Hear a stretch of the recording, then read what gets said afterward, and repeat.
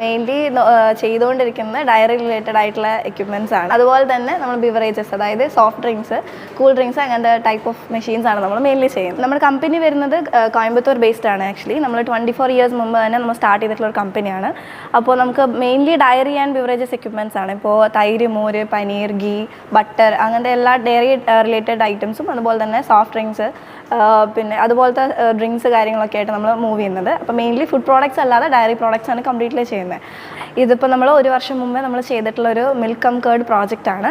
നമ്മളിപ്പോൾ 5000 ലിറ്റേഴ്സോളം കപ്പാസിറ്റി ഉള്ള ഒരു പ്രോജക്റ്റ് ആണിത്. നമുക്കിപ്പോൾ കേന്ദ്ര ഗവൺമെൻറ്റിൻ്റെ ഭാഗത്താണെങ്കിൽ 35% നമുക്ക് സബ്സിഡി കിട്ടുന്നുണ്ട്, ആണെങ്കിൽ 40% നമുക്ക് കേരളത്തിൽ കിട്ടുന്നുണ്ട്. കേരള ഗവൺമെന്റ്. അപ്പോൾ 2 ഗവൺമെന്റ് ഭാഗത്തുനിന്നുള്ള സബ്സിഡി കാര്യങ്ങൾ. അതെ, സ്റ്റാർട്ടിങ്ങിലാണ് സർവീസ് 1 ഇയറിലോട്ട് ഫ്രീ സർവീസാണ് കൊടുക്കുന്നത്. അതിനുശേഷം ആണെങ്കിലും നമുക്ക് പെയ്ഡ് സർവീസ് വരുന്നുണ്ട്. പക്ഷെ എന്നാൽ പോലും നമ്മളെല്ലാ കാര്യങ്ങളും ചെയ്ത് കൊടുക്കുന്നുണ്ട്. നമുക്ക് 24 ഹവേഴ്സിൻ്റെ ഉള്ളിലാണ് സർവീസ് ബോയ്സ് എത്തുന്നത്. ശരിക്കും നമുക്ക് ഓൾ കേരള നമ്മുടെ ഇതുപോലെ പ്രൊഡക്റ്റ് കാര്യങ്ങൾ